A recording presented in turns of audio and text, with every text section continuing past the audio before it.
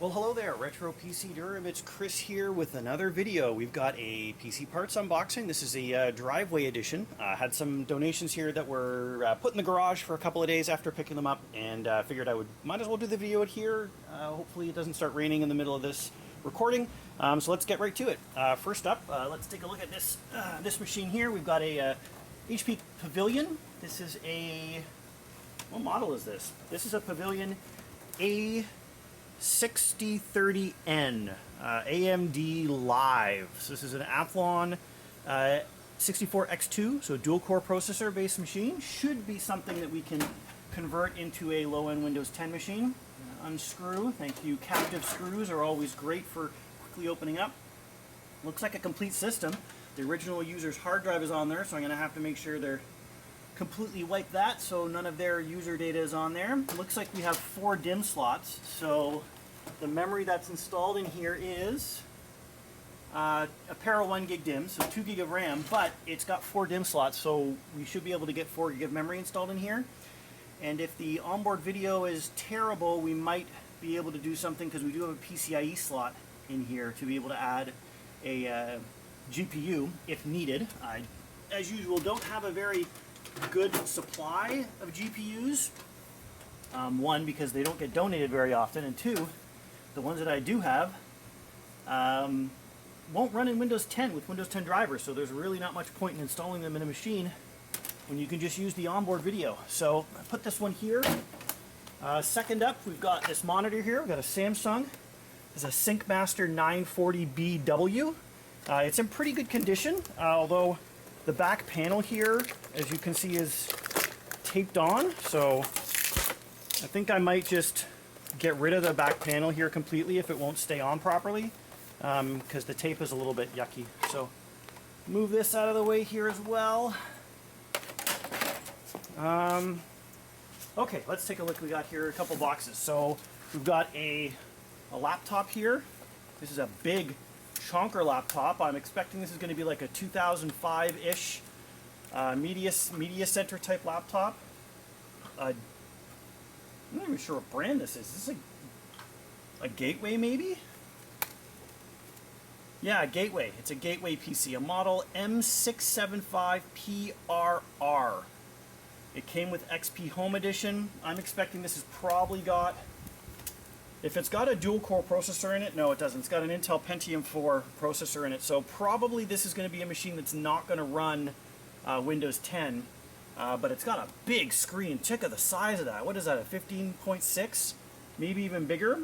I mean, this was an era where it was popular to have these big chonker laptops, basically as like a desktop replacement, but usually they didn't have very amazing specs outside. They didn't have like high-end graphics cards or anything. It was basically just for watching DVDs and stuff. All right, we've got a Red Alert movement video recorder. So I'm assuming this is something that you have to connect. You can connect a couple, like 4 cameras you can connect up to this.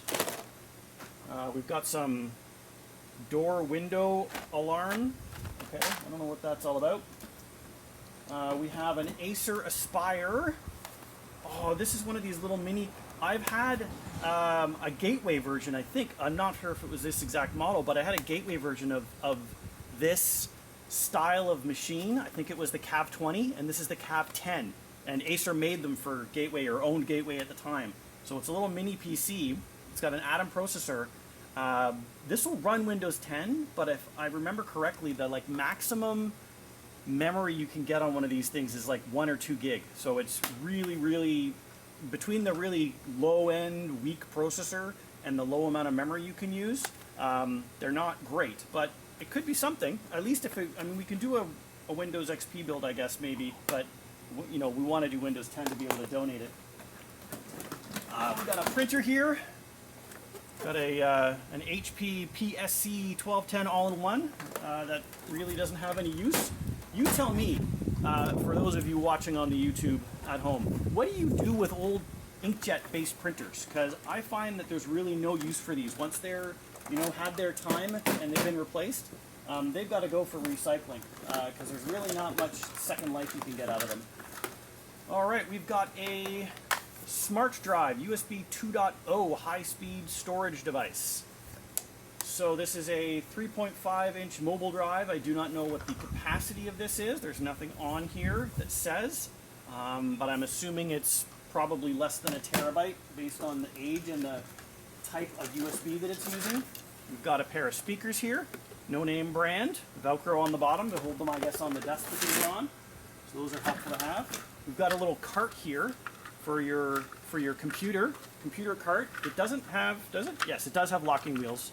You can lock the two of the wheels so that they won't move, which is always good to have. Those are kind of convenient to have around if you've got like a computer under your desk and you don't want to have it sitting right on the ground. We got a Logitech webcam with Right Sound technology. I don't know how old this one is, but it might be usable by somebody down the road.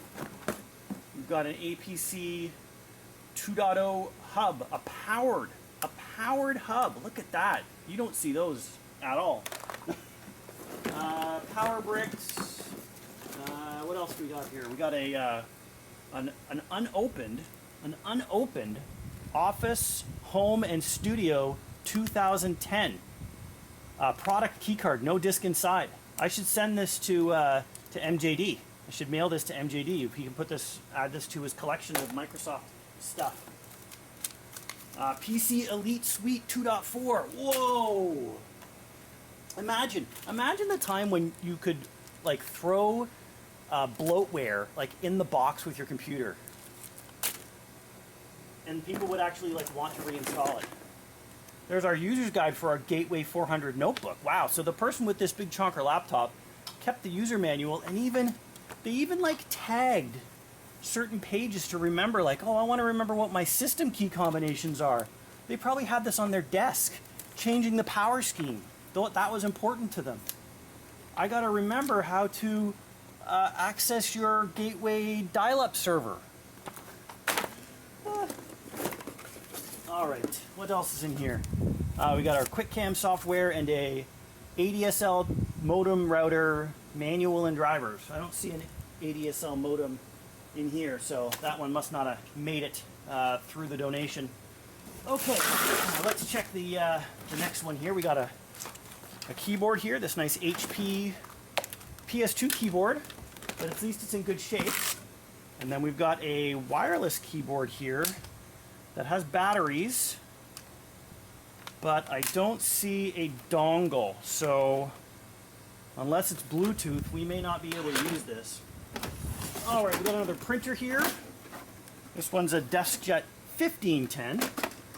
We got a 1210 and a 1510. And then we've got another monitor here. This Acer is a P206HL, which looks like it's in okay shape.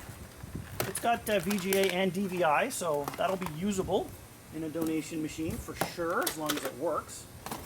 And then we've got the rest of this is just like old printer cartridges, I guess, for this printer, probably dried out or used. So that's that. Anyways, that's the view. This is our donation bin for, I guess, September or so.